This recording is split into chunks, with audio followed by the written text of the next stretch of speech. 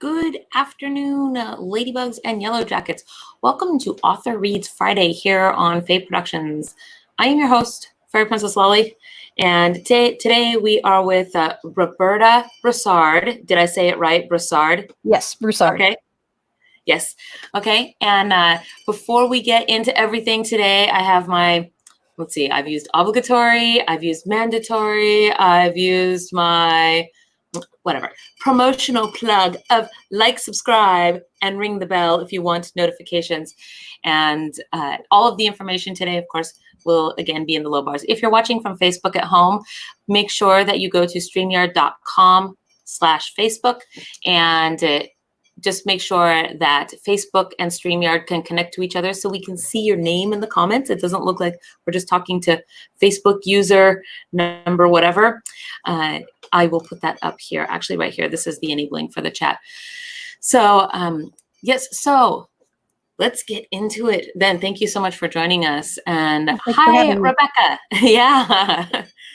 So tell us a little bit about yourself. Where do you live, and what it is that you write primarily, or at least what you're going to share with us today. Okay, so I live in a small town, Cibolo, Texas, which is part of the San Antonio greater metropolitan area. Go away, Al. My son's going to want to photobomb. I write primarily... Get him out of here, please. I write primarily epic fantasy, but I also have a trilogy that I just finished revising that's not quite ready for publication. That's urban fantasy. But my 6-book series that has 3 books out on Amazon is epic fantasy. And I kind of start from small to large. So I start in a city, and then I get bigger and bigger and bigger. And is this for... Maybe I should preface my question. Are each of your series in their own world or setting? Yes. Okay, so you do world building all over again. Okay, so now I'm a little bit interested. Can you tell us about some of the worlds that you have in your various series? Okay, so in the one that is actually published and, ready to be bought, it is a fantasy world. It actually started off as a D&D game that my husband and I ran together, and I changed it up immediately. I mean, for the writing, I pulled a, I don't know, Twilight or who is it? One of my favorite science fiction authors wrote a Star Trek fan fiction, and she ended up changing it into a whole series, the Miles Vorkosgin series by Lois McMaster-Bujold. That started off as Star Trek fanfic. That is a long name that you just said. Yeah. She lives up to the long name. I mean, she's a great writer. And so the series that the world that has started out as a D&D type of world, and you said that is the book that is currently on Amazon that people can go get. Which series? Definitely not D&D anymore. It's definitely not D&D anymore. It's Strings of Fate's the first book. Okay. So it's called the Stringed Sextet because there's 6 in the series, and just haven't had a chance with the pandemic and all that going on to release anymore. Right. Because we have other priorities right now. All the people do. So I created basically, let's see, 6 gods and then another 6 gods, so 12 gods total. So there's a god for each elemental plane, which there are 6 of. So I have earth, fire, water, and air, and song and mind as the 6 planes. And so each one has a deity, and they're kind of like the Greek gods. They like to mess around with each other. They like to get violent with each other, but they're not horribly involved with humans very much, although they each have an elder race that's named either after their name or is named after the element. And those elder beings sometimes get involved with humans, and they interbreed and such. And I tried to make some cultures. Some of them are based on Earth cultures. Like there's a country called Talislantia, and it's the main city is based on Venice. So it's a water city, you know, with canals and things like that. So, but have you been to Venice? Huh? Have you been to Venice? I have not. I would love to go. I'm one of those people that have traveled only in my head. So I've been across the United States, but haven't been anywhere other than a border town in Mexico. So well, that's kind of the whole point of reading books like this, though, is to open them up and travel to a different land, you know? I like to escape, yeah. So I think the thing that really got me into writing was probably gaming. I've been a role player for a very long time. I've been a LARPer. So I like to tell stories, and I like to tell them with a strong character. So I like to think that my writing has strong characterization in it, and strong world building. If I were to, what is your favorite part of the storytelling? Is it the creation of the characters and their backgrounds and all of the personal nuance and politics? Is it the creation of the world that they're in and the cultures and customs? What is your favorite part? Something else? Yeah, I mean, I really do like to do world building, so I really do like creating cultures and subcultures. So the bards in my book, which play a prominent role in the entire series, are really a subculture. My cat approves. Yay. Yes, she's over here being very interested in today's show. So you should feel complimented. What? We have 2 guests then, my son and your cat. Yes. Well, alas for me, I can't actually make them go anywhere. I mean, they go where they want. Make him go either. His dad had to fetch him. So, you know. So okay, so I'm curious now, do you also, in your world building in your books, do you like have your own map of the kingdoms or I do have a map. Land? Yes. You do? Yes. And then do you do that yourself? So we got I think it was a fantasy map generator like 10 or 15 years ago, and we made the map.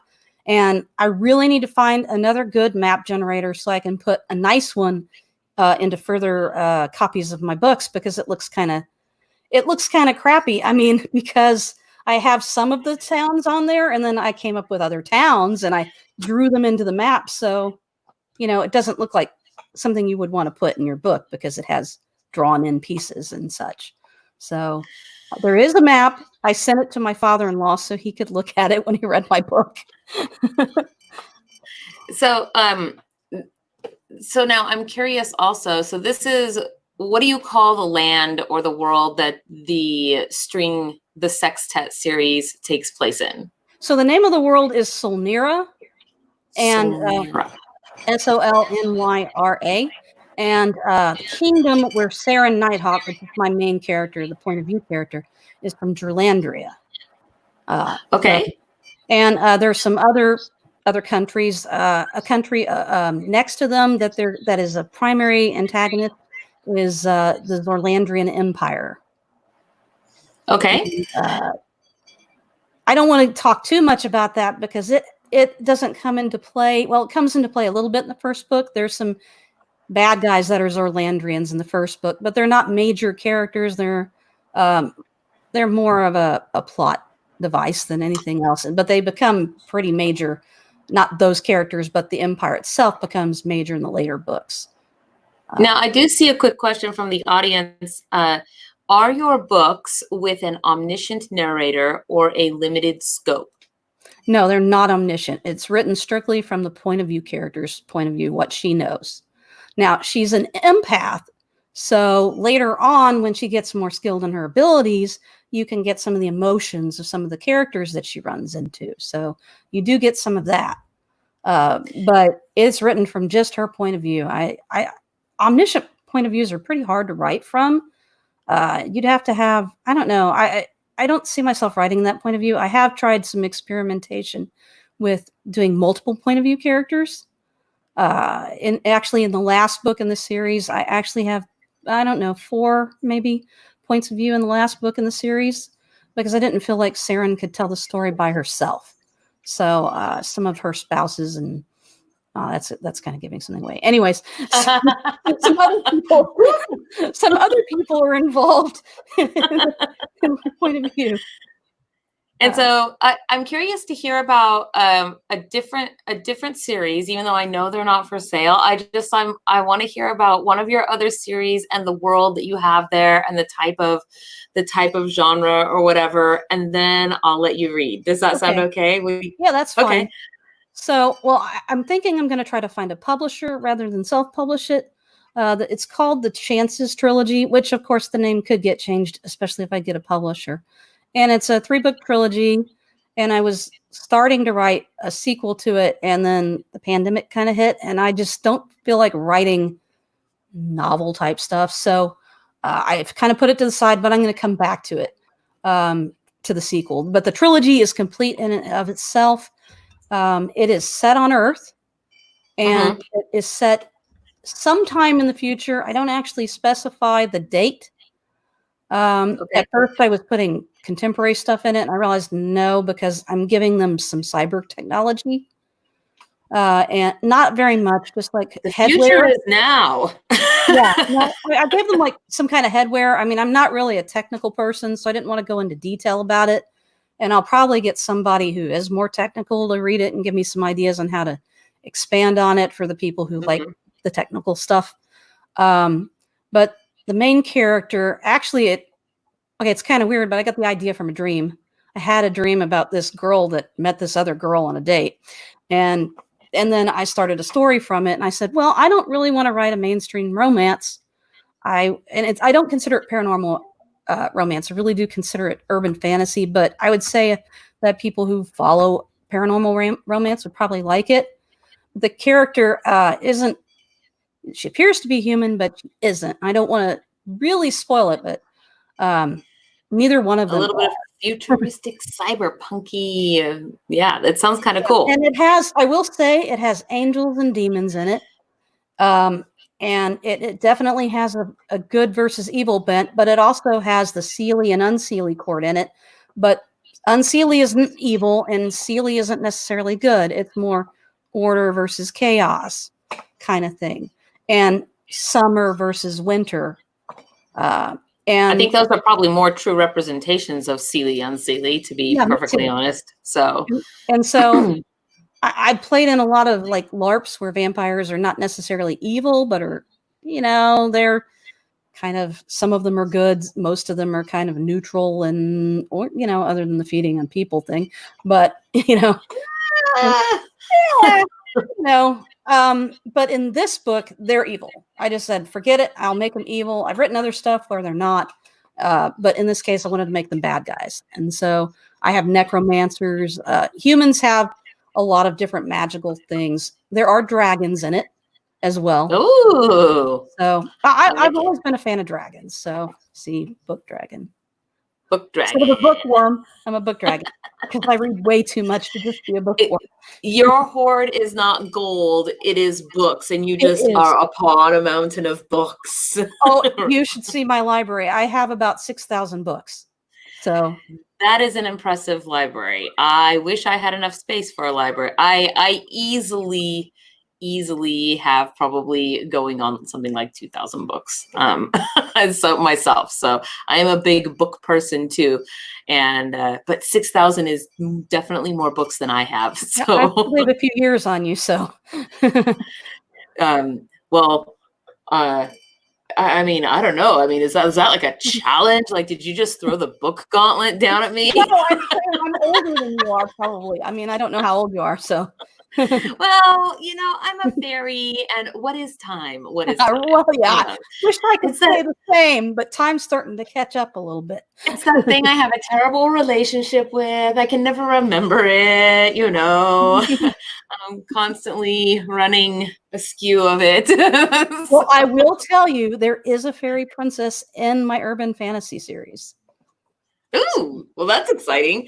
Well, let's get to it. Can you tell us which book you are reading from specifically today? And I'm going to turn the full screen over to you. And even though I can see it, Strings of Fate. Strings of Fate. I'll be reading chapter 1 from it, which is pretty much the introduction of the character. Saren? And Okay. So, can we go ahead Well, and... it is all you, and I shall be here in the background. all right. Chapter 1, Thank the Stars.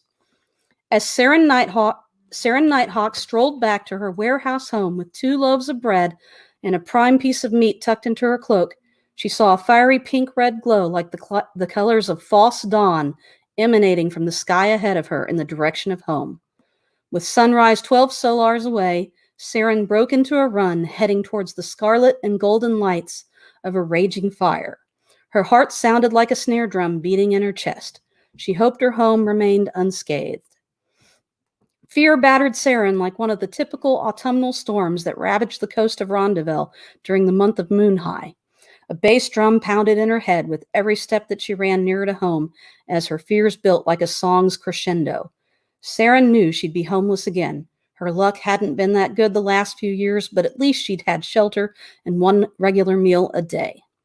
As Saren ran up to the flaming warehouse, she grabbed her stomach to keep from heaving out the remains of the venison stew she'd consumed for lunch. The fire engulfing her home lit the gray sky. So much for luck, she thought.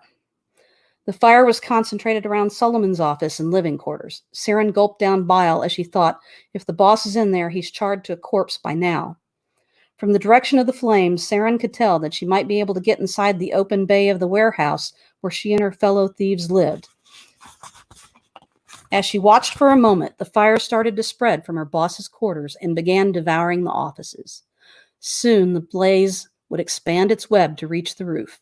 Saren muttered a prayer to the goddess of song. Amira, if you exist, please keep my violin safe. Please.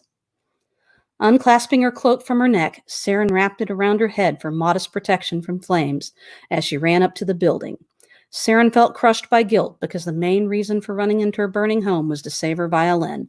Despite her selfish prayer, she knew she'd grab a collapsed thief before she'd rescue her instrument.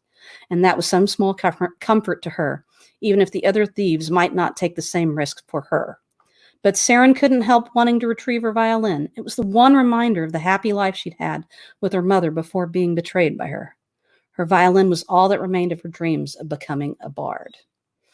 As she paused for breath near the entrance, Saren pushed her golden blonde bangs out of her eyes to notice Joey, the oldest boy in the thief ring, leading a water brigade. When he saw her, he yelled to her as she was bent over gasping, as if she'd just ran out of the flaming building instead of up to it. Soren, run in the quarters and grab as much as you can. We'll try to prevent the fire from spreading, Joey yelled her male pseudonym over the crackling flames. Saren didn't need any prompting. No fire would deter her from going into that building to rescue her precious violin, along with anyone still alive in there.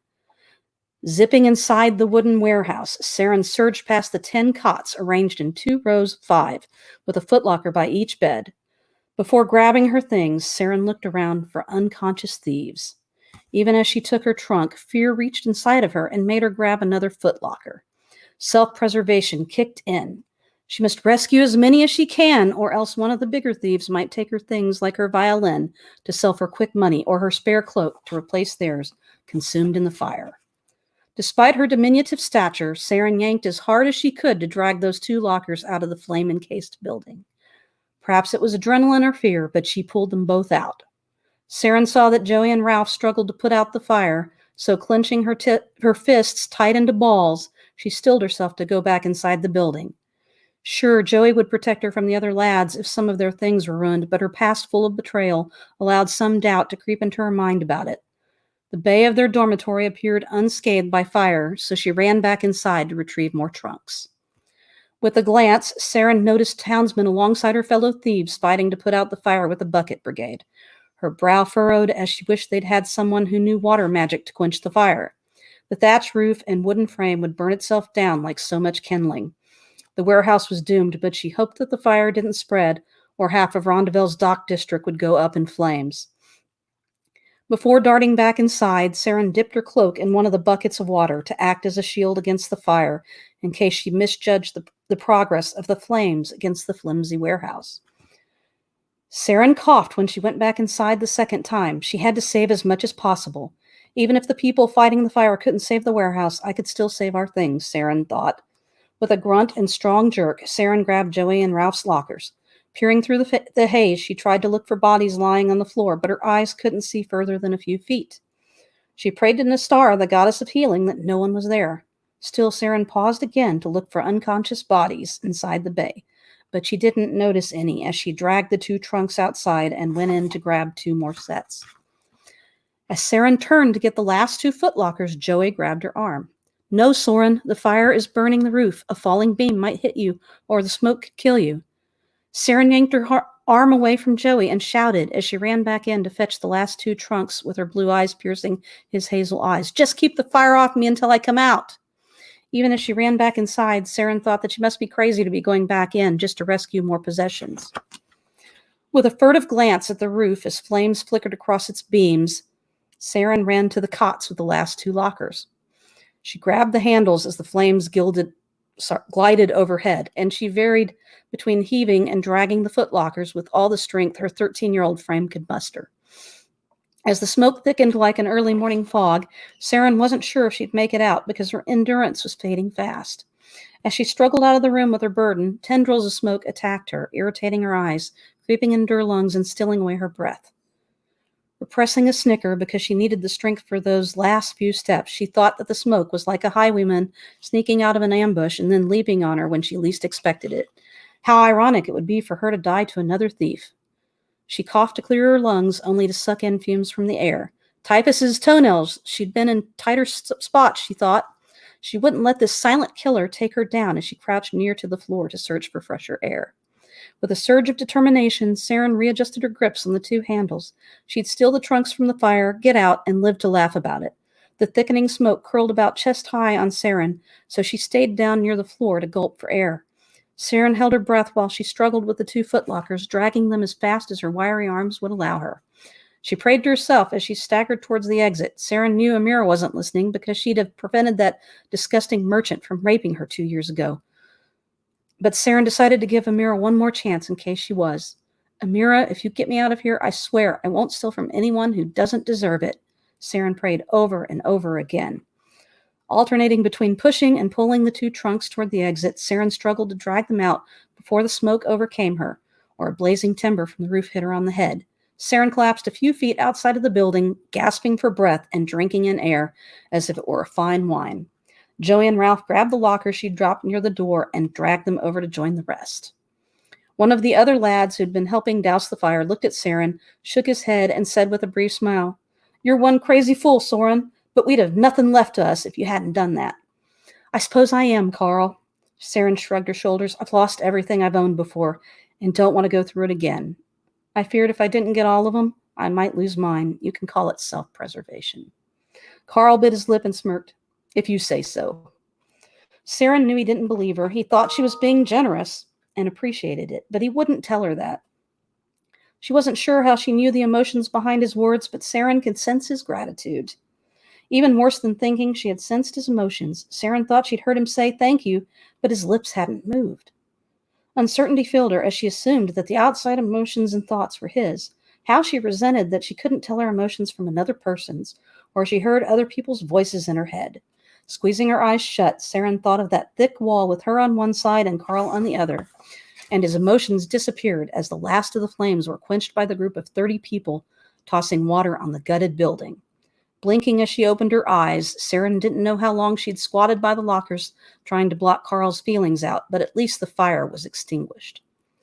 With a glance, Saren found her trunks amongst the others. She sighed in relief as she saw it, opened it, and pulled out a worn leather backpack. Now homeless, she had no place to stash a footlocker, so she had to lug her own things around. Reaching inside the thick cedar chest, she pulled out her woolen gray tunic that had no patches on it, her party-colored blue and green minstrel's outfit, and her threadbare winter cloak, and put them all into the backpack. Her eyes darted towards the other thieves as she pulled out the leather pouch that contained her thieves' tools, as well as a ragged book on Gerlandrian sagas, and placed them into her knapsack. Although already full, Saren managed to wrinkle up the clothes in her pack enough to shove in her lone pair of boots on top. Her clothes and her boots had hidden her most prized possession, her violin. She smiled and swore she'd never let the world know what that instrument meant to her, or someone would be sure to take it away. It felt to Saren like her very fate was tied up with that violin. Her daydreaming propelled her back to the day she was given her violin as if it were yesterday. She had been dressed in a fresh new tunic, light green like the summer grass, and had been walking next to her mother. The two of them had held hands, and her mother had looked down at her, smiling from time to time. She'd been happy then, 5 years old, and innocent like a spring breeze. With a forlorn sigh, she jolted herself back to the present. Remembering that day, she could almost forget the night that she ran away from home, when she looked at the violin and remembered her mother taking her to buy it, and she could put aside her painful memories whenever she played it. Even the violin case held significance to her, although for different reasons. It looked like it could hold the larger viola rather than a violin because it had a false bottom. A hand crossbow, a grappling quarrel, a silk rope, and 5 extra quarrels hid inside the receptacle. Later, she would move her thieves' tools, but she wouldn't risk moving them right now, not when someone might be watching. From the bottom of her footlocker, Saren grabbed her spare dagger, which she stuck into her belt, and a brace of throwing knives that she strapped inside the first fold of her tunic. She put her backpack over her shoulders and took the case in hand. The other thieves had been emptying out their trunks as well. One of the thieves from her ring walked over, clutching a worn wooden flute. "Hey, Soren," he shouted as he gripped the flute in his hands. "You play, don't you?" "Yes," Saren gulped, but tried to keep the nervousness out of her face. All the thieves in her ring knew that she played the violin. She didn't want him to know how much she'd love to own a flute again, so she couldn't let him see how eager she was to have it. "Here," Petey the thief with the flute handed it to her. "Johnny won't be needing this anymore." "Why's that?" Saren masked her thoughts, even as she sensed sorrow creep through the wall that kept Petey's feelings away from her. She shook her head as she thought she heard him say, "I'm glad I wasn't inside with Solomon because he's dead, and I would be too." Her eyes widened in surprise as she was looking at him, and his lips never moved. And she wondered if she were going crazy imagining things from inhaling too much smoke, or was she inside Petey's head? Saren needed to make the mental partition stronger between her and the rest of the world. Saren tried to imagine her mind wall again, the barrier that she'd placed between herself and others for as long as she could remember. But Joey interrupted her before she could set her defenses. "You recall that wizard? Looks like he took offense at that magic ring we stole from him last week. Poor Johnny died with Solomon when the warehouse exploded," Joey said. Saren bit her lip to keep herself from blurting out, "I know."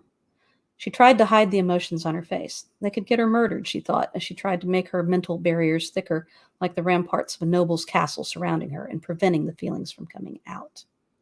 Somehow, Saren had to remain calm and unnoticeable, as she didn't want them to know she sensed their emotions, nor did she want them to think that she was as crazy as an old beggar on a street corner.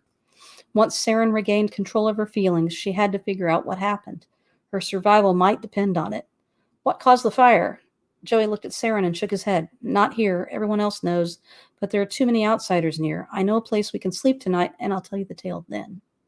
Saren nodded and followed Joey through some of the seedier alleys of the warehouse portion of the dock district in Rondeville, Gerlandria's largest city. Her face darkened as she pondered a future that had her living on the streets in the most dangerous part of Rondeville. How she wished to be safe and far away from the wooden and mud-bricked buildings of the poverty-stricken district full of warehouses. Saren gulped as they passed decrepit businesses with faded paint.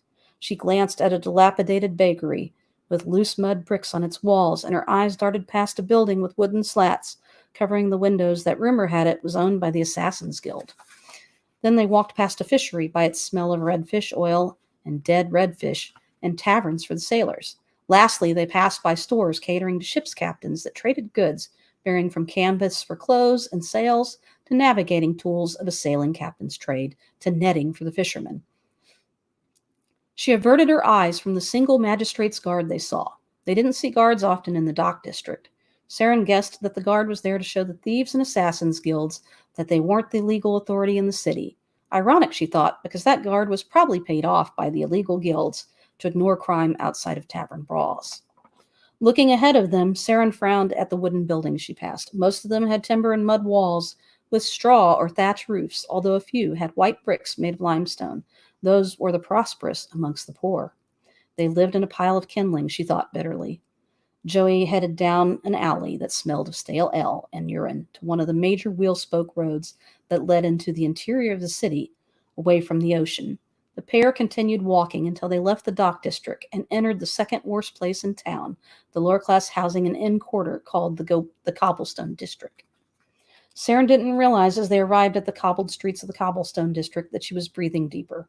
No longer was the permanent smell of human feces and urine permeating the air she breathed. Truth be told, the lack of smell frightened her even though she couldn't place it, but it was something she consciously thought about. How could someone like Saren notice that the dock district was the only place in town that didn't have the benefit of the Wizards Guild spells, which kept the sewage off the streets? The two thieves strolled past a clothing store with the typical peaked roof of the cobblestone district made of wooden shingles and limestone bricks that demonstrated to a denizen of the dock district they'd gone up a peg in quality. They passed a 3-story inn and halted in front of the attached stable with an open hayloft. The stable boy grinned at Joey and gestured towards the hayloft, so Saren scampered up the ladder after Joey. "You know him?" Saren nodded towards the groom. Hanging in the air between them was the unspoken thought of why she should trust him. "Yes, he's my cousin. I'll steal him some sweetbread later and he'll call it even. You can spend the night, but you'll have to make tracks tomorrow." Joey stared at her. Knowing he wanted an answer and afraid that her voice might quaver, Saren nodded, trying to disguise her fear about the future from her face. "What about the fire?" Joey sighed and leaned back on a bale of hay to relax. "So here's the deal. The wizard that we stole the ring from traced us, I guess, with magic. We all need to hide out and keep a low profile. I'm going to stay here till I figure out a plan. You need to find a place to duck out of sight, too. In a month or so, we should be safe enough. You got any food?" Joey leaned towards her with a smile that she thought was half waifish and half predatory. Against her better judgment, Saren pulled out a loaf of bread and her meat and sliced both into 2 halves with her belt dagger. She could have eaten for 2 days on the food she'd stolen, but she had to repay him for getting her a place tonight. Smiling on the outside but frowning on the inside, Saren hoped that sharing her food with him wouldn't cause her to starve in a few days, but she knew she owed him not just for finding a place for her to rest, but for his past help in protecting her from the other boys and explaining to her the tricks of the thieves' trade. Although a respectable person would behold an urchin when they looked at Joey, Saren knew he was a good person. "You can have half of my take from the market." Saren held some bread and meat out to him. "You're too nice, Soren. It'll get you knifed someday," Joey chuckled as he took the food she offered him with a snatch. "Too late for that, Joey. I've already been knifed." "Big deal," Saren whispered. She repressed a shudder as she thought about the 2 times that she'd been attacked with a knife. Joey frowned and looked at her with narrow eyes as he bit into his bread and meat sandwich. "Who'd knife a kid?" "I'm older than I look, Joey. I'm 13. Saren frowned at him because she found it annoying to be thought a child when she was nearly grown. His naivete astounded her. Surely he must realize that the typical street kid had been propositioned for sex more times than they'd like to recall. How could she forget about the fat old merchants who would offer 50 stags for a night with a young boy, and who had offered her even more because of her pretty face? Stifling a laugh, she wished for an appearance that no one would recall, and not the visage of an innocent victim. Maybe then she'd be safe from the child peddlers and the men who liked their women just a little too young. No amount of smudges would camouflage her features that looked just like her mother's. "Hey, sorry, it's just you look like you're 11 or 12. I know how old you are, but I guess you're just small for your age. Comes from living on the streets, I suppose." Joey put his hands up in a warding off gesture.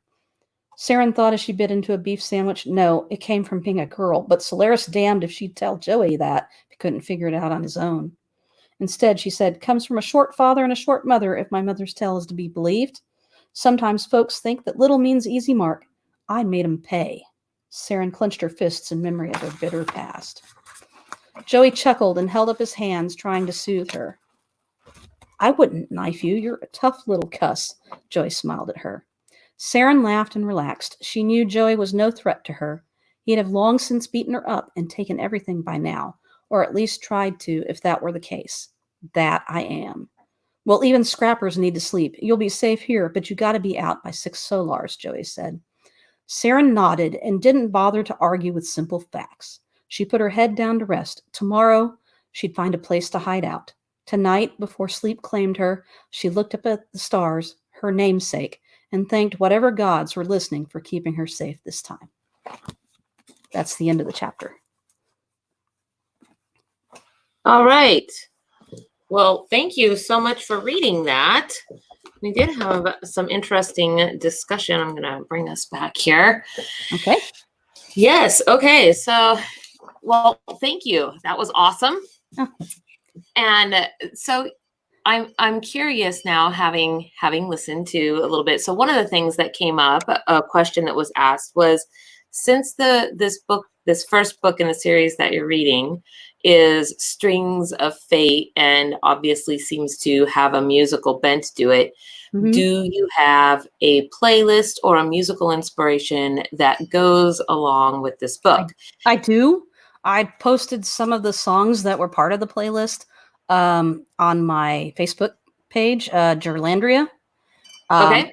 I didn't get them all there, but I Well, we were probably, given a Spotify link, I believe, from your other half, that I did post in the chat just oh, now, actually, while you were still reading.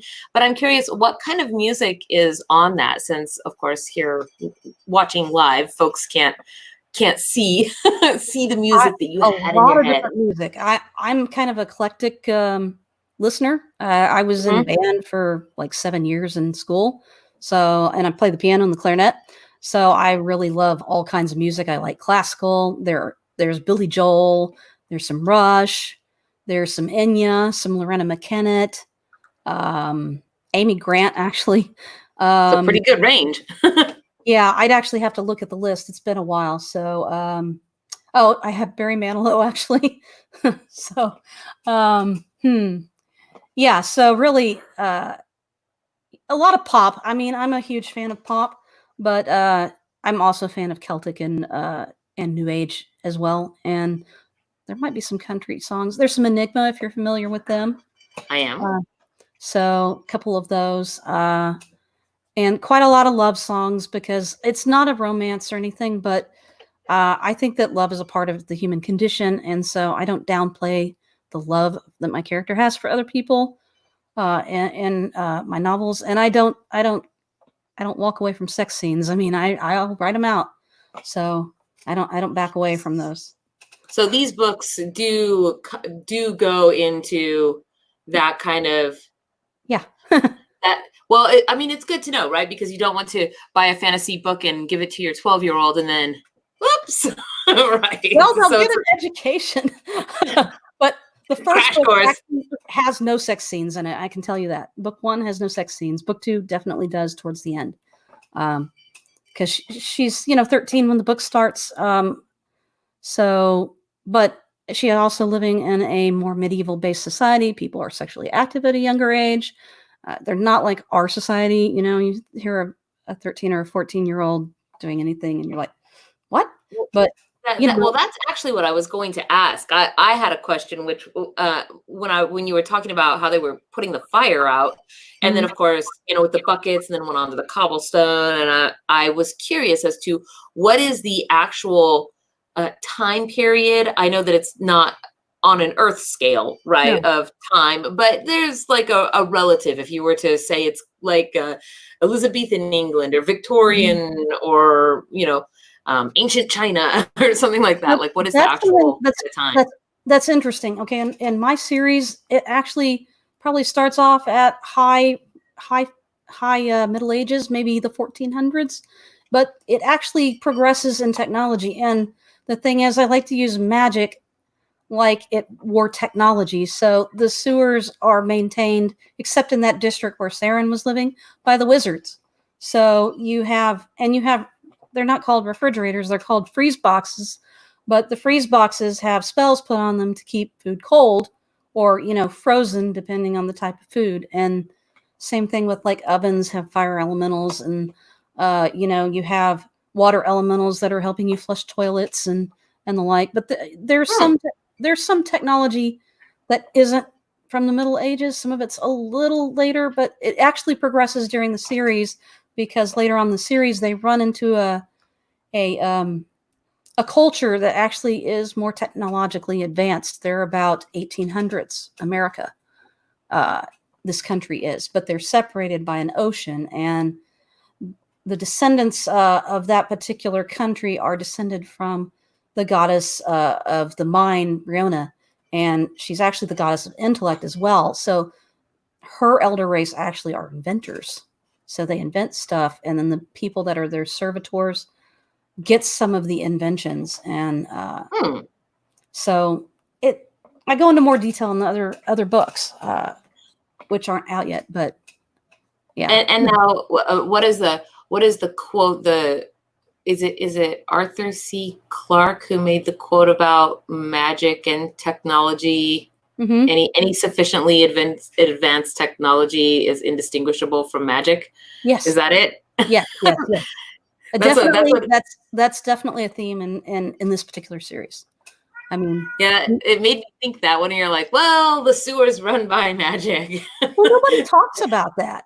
You know, I mean, what did women do back then? You know, there are certain things that are not pleasant for women to deal with in the Middle Ages. So I actually addressed that in the book, not in detail, but a little bit, you know, because it was like. So speaking of women, do you think that you try to reflect the how it was so patriarchal, society was very patriarchal back then, or do you is it more even for you? I mean, how do you portray that with regards to your world? So in my world, bards are treated equally. Okay, male or female bard, it doesn't matter. Most bards are, well, they're not heterosexual for the most part. Some of the males are heterosexual, but many are either homosexual or bisexual. And it's simply because they have empathy. They can feel other people's feelings. And, you know, when you feel someone that is attracted to you, it's much easier to give in. You can't repress your feelings and things like that. Now, the nobles, when the series starts, you know, in England, as an example, they only recently gave the right to a daughter to the oldest child, regardless of sex, could inherit the throne.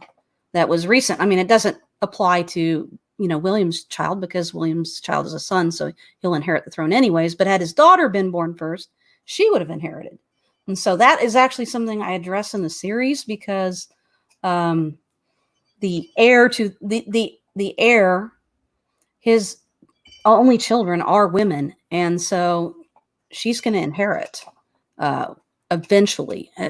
So we do talk about he actually changes the law, because if he had had a son, the son would have inherited, and his daughter was very much suited to hold the throne. And so after they had their 3 kids, they're like, no, I want to make sure that my daughter inherits, because the law would require him to hand it off to a son.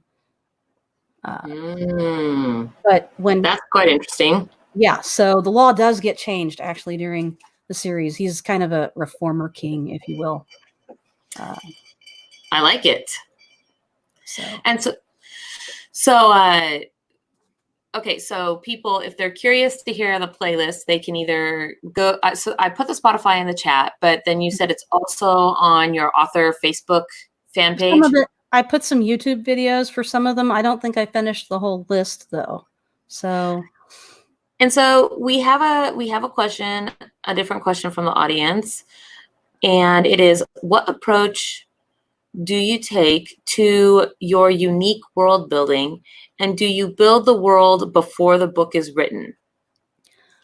Well, so when I wrote the series, originally it started off as a series of short stories. I had some ideas and some things I wanted to do, and I knew that I had some of the mythology built, but I expanded on it, and I expanded on the magical abilities, and I split out psionic abilities versus bardic abilities, because the place of mind and the place of song are actually are opposed to one another.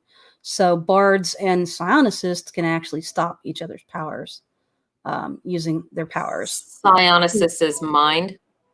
Mind. And bard is music. Okay. Bard's music and emotion. So. Okay. Yeah. So I had some ideas of what I wanted to do, but no, I fleshed it out as I went. So one of the things that I do as a writer is I actually have basically this Solnira fact sheet. And every time I came up with something, like I made up swear words. And I got the idea from Anne McCaffrey's Pern series, if you've read it. She had her own. I know of it. She had her own swear words. And I was like, I'm going to try and create my own swear words. So actually, I'm super curious about that now because Artemis Fowl also does the same thing. The author of Artemis Fowl, Ewan Koffler. I hope I'm saying his name right. I know I'm saying his first name right. I don't know about his last name. Anyway, he did the same thing. He made up swear words, and so now I'm curious. I want to hear some of your swear words, your unswear words. Amira's tits is one. Okay, Amira's tits. That's the goddess of song. Then let's see. There's Solaris's balls. Oh boy, he's the god of fire. I can't really think of any other ones. I don't have the list in front of me. But I created my own coinage system, and I remember the equivalent of the dollar was going to be $1, and someone read it and they said that's too confusing, so I changed it to stags. So the coinage, and I have coinage for all of the nations, and I have rates of exchange and all that written down, and I came up with my own months. Names of all the months, names of the days of the week. Actually, that was one of the questions I wanted to ask because I had heard you read the name of a month in the first part of the chapter that you read to us. And I thought, I wonder where she got the inspiration from. That's a cool month name. And I wondered where you got that inspiration from. I guess maybe from paganism, because it sounds kind of like a name that might fit. Into a multi-god pagan-y culture. Yeah, actually, I might have some list of the swear words in the back of my. I have a glossary, and it has everything in it. So, like moon high, I think that's the one I said. That's actually equivalent to October. Oh, well, there you go. And I actually said that the moon, which is Nastara's symbol, is considered to be a mystical symbol. So. That's where that comes from. Let's see if I can find the swear words. Did I put them in there or not? I did not put them in this one, I guess. It might be in one of the other ones. So the glossaries actually get thicker the further along you go in the series because I didn't want to give away things about the characters accidentally. So my glossary for my characters is much, much bigger than the entries in the back. So I have all of the characters listed in the back with their names. Because I know when you have a fantasy series and you have some weird terms, people are going to be like, what the hell is that? When you say something, like I said, solar. So solar is the equivalent to an hour. And it's named after Solaris, the god of fire. So. Which, of course, all makes sense as you get into you get the feel for the world. We have another question. When I write, I always have trouble coming up with the names for things. Do you have advice about coming up with names? Well, I have lots of name books. I mean, now you can look on the internet. You can literally search on the internet. So you could maybe come up with an idea of an earth-based culture that your characters might be, similar to. So let's say you wanted to create a world where it's based on an African nation. Well, then you look up the name of some African countries and see what their names are. So then you could come up with something original. And if you don't want to use that name, well, let's just change a letter, change a letter or two or add a letter or two.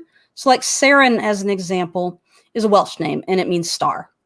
And I thought, well, star, she's actually the star of the series. She is kind of a star type person with her bardic abilities. So I tried to come up with a meaning that went with the character as well. But I do make up some names as well. And like one of her mentors is named Talamar, which actually I got from Mercedes Lackey, had a character named Talamir, and I just changed the I to an A. So, because I thought it was a cool sounding name. And sometimes you can do that. You just find some names that sound good and then maybe change the letter or two, that sort of thing. So do you also do language writing? Do we have our Elvish, Dothraki, Klingon? No, I am no J.R.R. Tolkien. I do have a master's degree, but it's in English. So it's not in linguistics.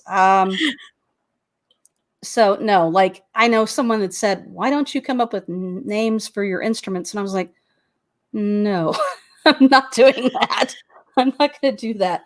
Some things I tried to come up with, and some things I brought over from Earth culture. But I do actually, I mean, there's no French horn because there's no France. So, and there's no English horn because there's no England. I have a Talislantian horn and a Durlandrian horn. Well, that is exotic though. That puts its own flavor and spin on it. Mm-hmm. So now the book that you just read from today is the one that we are going to do a giveaway for. Is that right? Yep. And I'll sign it. Okay. So, so this is the part where I invite everybody watching at home to, if you would like to be entered into the drawing, please put your name into the comments, and I will put you onto the wheel spinner, and we are going to the drawing right here, right now, live. I always have my little timer, and so I set my little timer. That way we don't go too far out. So it's book one, and there's 6 total, and you will sign it. A quick question though, if I can, if the person would prefer to receive an electronic copy because maybe COVID, etc., is that something that you are able to substitute with, or can you? Sure, I can. I mean, I did buy a copy of the book though, so if they wanted to let it sit outside for 2 days, they could. I just wipe down the mail when the snail mail comes, so I just boop, boop, boop, boop, wipe, because most books have glossy covers or some kind of protected coating cover anyway. So it actually looks just like this, so really easy if you can find a Clorox wipe, which they're kind of hard to find, but yeah, you can wipe it down with a Clorox wipe pretty easily. Okay, I see Holly left a comment for us. Thank you, Holly. I will get your name on the list. The timer still goes, so. I should mention. Anybody else? Yes, go ahead. That I did write a prequel to the sextet, and it has some of the supporting characters in the prequel. I haven't published it yet, but it's off to my beta readers, so to speak, and hopefully I'll be able to publish it after I get the other 3 out as well. So if there's any characters that people like that are supporting characters, like Antirian and Hulda are main characters in that series, and Sophia, not Sophia, Maria. I was going to ask something. Oh yes, do you by any chance have a Patreon at all? I'm not sure. We'll take that as a no. if you don't know what I'm talking about, the answer is probably no. Now, okay, Quan. And which way is best? This is always something I like to ask as well. Which way is best for people to buy from you? Is it best that they go to your Facebook page and message you, or do you have a personal website, or should they just go to Amazon and purchase from there? Go to Amazon. Okay. You can actually put in the title, or you can put Roberta Parsons Broussard. I think that'll find it, but you can also put Strings of Fate, Roberta Parsons Broussard as well. Because sometimes, I don't know, for whatever reason, fate is a very popular word and it doesn't even hit the top, whatever comes up in the search. I put a direct link actually in the low bar of YouTube and Facebook, the descriptor. So depending on where you're watching from, it should be there and people should be able to click that. So they can like my Durlandria page as well. And I have links on the Durlandria page for the books. Eventually, I'm going to try and get more stuff on my website, which we didn't put because there's literally just one page there. And I'm not a technical person, and my husband is, well, right now he's extremely busy because he's an essential worker in IT. He's actually helping a lot of people put together their at-home websites, and not websites, but communication systems. So he's probably putting in 60 hours a week helping people get set up for their work. Yeah, so he's at home working, but he's doing all of that and giving seminars and stuff, teaching people how to use things like Microsoft Teams and stuff like that. So he's my tech guy. He's busy. So Yeah, that is a thing. I could use someone who was skilled in web programming to, help me out. But, I'd have to figure out how we'd go about, doing that. I mean, obviously, I'm not going to expect someone to do it for free. So. I spelled that name wrong. Okay, I got you, Joshua. Okay. No, I mean, I kind of have you. I actually have your name spelled wrong. There, now your name is spelled right. I fixed it. Because I'm like that. I like to capitalize all my letters and make sure everything is spelled right. And I basically I'm sure that I have dedicated at least a whole hour of my life in like second or minute increments to just cursing the internet imps by the names of typo. Right? Why typo? I mean, when you're an English major, if you make any kind of mistake and you're a writer, people are like, "Oh my God, you made a mistake." I'm like, "It's Facebook, for crying out loud." I'm like, off the clock. But no. Would you like to hear something funny though? Off the clock. Facebook in Facebook algorithms. So Facebook only shows, I don't know how many people know this. I know strange things about Ye Old Book of Faces because us fairies, us urban fairies, we are not as technologically disinclined as some of our more woodland elfish counterparts. So Ye Old Book of Faces really only shows your posts to about 2 to 3% of however many people are on your friends list. And it is more likely to show your posts if you have a typo in them because it perceives them as being more real because actual people make mistakes. Professional people that are posting, ads or other such things don't make mistakes. They make everything perfect. And Facebook says the likelihood that this is not somebody just posting socially to their friends. And so they're more likely to show it to less. Is that strange? That explains so many things. Because I mean, I'm very careful about trying to make sure everything is spelled correctly and punctuated because, I really have had people jump me. They're like, "You can't get that wrong. You're an English major." I'm like, okay, I'm not perfect. I mean, let the perfect person cast the first stone, right? Okay, I think I have everybody. Our timer has run out, so I am going to turn on the random name picker. This is our wheel of names. It spins, spins, spins, and it tells us who will wins. So give me 1 second to pull it up. And here we go. All right. I have set it to spinning, and we shall see who wins the book. And you can choose if you want to have the signed physical copy or if you would like to have a virtual copy, a digital copy, Kindle, I guess. Either one is Kindle. Up for grabs. So.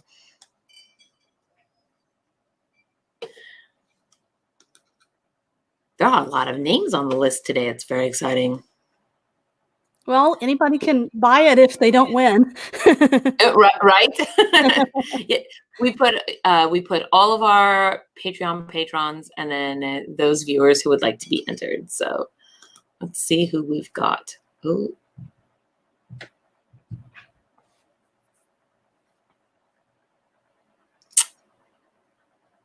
Joshua Donovan.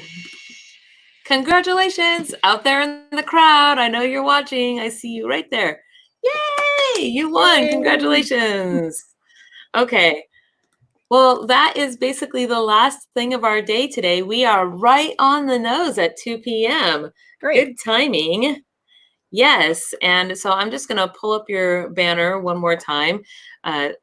Roberta Broussard, and you are, sorry, you are reading, oh my gosh, I have such a thing with that. So I mispronounced your name, and then we had an author a couple weeks ago, Danielle, and I kept saying her name very fast, and it kept sounding in my ears like I was saying Daniel, even though I was trying to say Danielle, and I'm like, I am mispronouncing everybody's name. I've gotten mail with Robert on it. In fact, Playboy sent me a mail when I was 18 saying, Robert Parsons, here you go, buy Playboy now that you're 18. I'm like, no.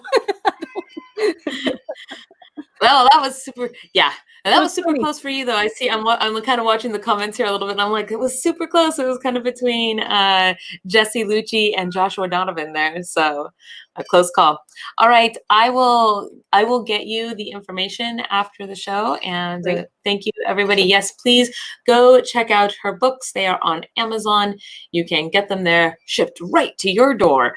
So, thank you, everybody, for joining us today, and we will see you.